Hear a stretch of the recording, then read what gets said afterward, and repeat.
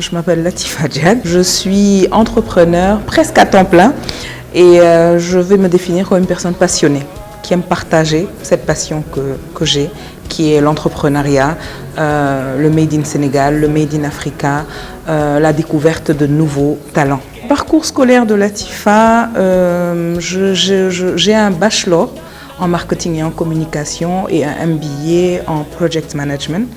Je suis rentrée au Sénégal en 2007, juste direct après mes études. Je suis rentrée directement et j'ai toujours voulu rentrer au Sénégal pour vraiment travailler pour mon pays.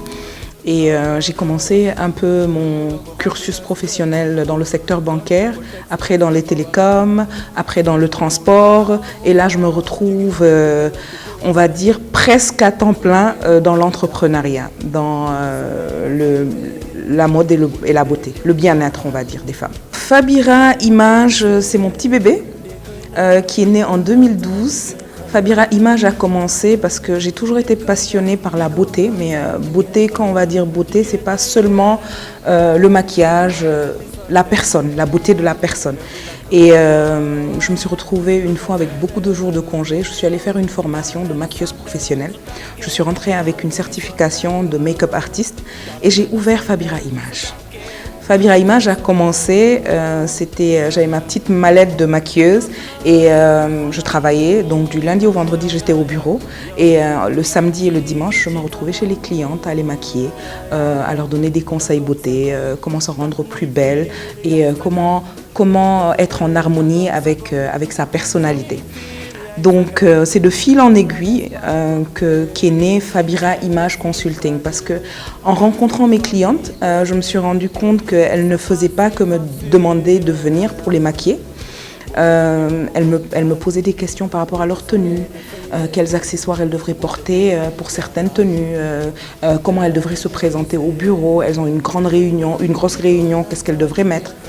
Et j'ai dit pourquoi ne pas rajouter le volet conseil en image dans les services Fabira que j'offre déjà. Et donc, aimant, je ne sais pas comment le dire, les défis, j'ai fait une certification en conseillère en image. Et le conseil en image, il m'a permis de toucher la cible homme aussi, parce que conseillère en image, ce n'est plus seulement le volet femme.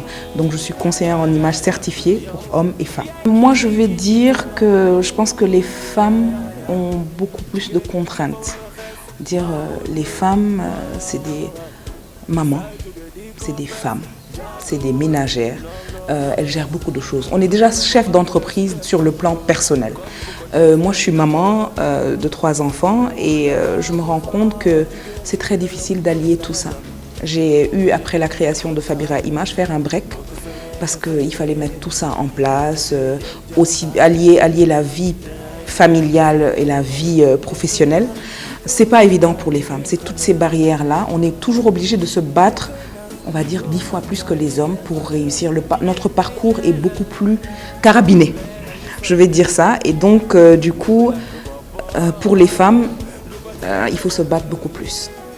Que ce soit l'aspect administratif, l'aspect familial, parce que vous allez devoir, c'est votre bébé, hein, il faut le faire grandir, vous allez devoir rentrer tard, faire des sacrifices, mieux vous organiser. Et la femme, elle a cette petite barrière-là de notre société qui ne lui permet pas de rentrer trop tard, de vraiment croire en son projet, de se dépasser, de se surpasser sur le côté professionnel. Voilà, on nous demande toujours d'investir 90% de nos capacités dans le volet familial. Alors qu'on est chacune d'entre nous à sa façon de voir les choses. D'autres ont des rêves plus grands que d'autres. D'autres aiment bien être femmes au foyer. Elles adorent, elles sont bien organisées dans leur foyer. D'autres veulent être femmes au foyer, femmes, je ne sais pas moi, directrices d'entreprise, entrepreneurs, agricultrices. Toutes ces femmes-là vont se battre 100 fois plus que les autres, que l'homme. Et tant qu'on n'est pas...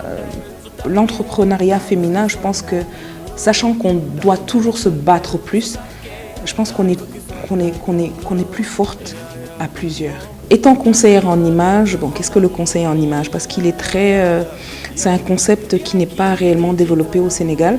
Ils n'ont pas réellement cette culture, mais on essaye de la mettre en avant. Il faut commencer dans les universités. Récemment, j'ai donné des cours à Telma Business School, un cours en dress code. Ce cours-là, c'était de première année, des cours aux étudiants de première année, leur permettre de comprendre le dress code en milieu professionnel. Qu'est-ce qu'il faut porter, qu'est-ce qu'il faut mettre. C'est des codes qu'on n'a pas réellement. Dans notre société, on a le vendredi, hein, on s'habille en habit traditionnel, ça fait partie de notre culture. Mais il y a des secteurs professionnels où il faut connaître le code, les dress codes. On ne peut pas s'habiller d'une certaine façon si on veut être crédible et pris au sérieux. Donc, je pense que ça commence dès les premières classes, dès la terminale, hein, je pense, hein, même peut-être un peu avant, pour apprendre ces codes du dress code-là à ces étudiants-là. Une jeune fille ne peut pas venir en entretien avec un chewing-gum dans la bouche, avec un habit pas très décent, avec une perruque de couleur. Ça, c'est des choses qu'il faut mettre en avant et c'est des codes, je me dis, c'est des codes qu'ils n'ont pas réellement.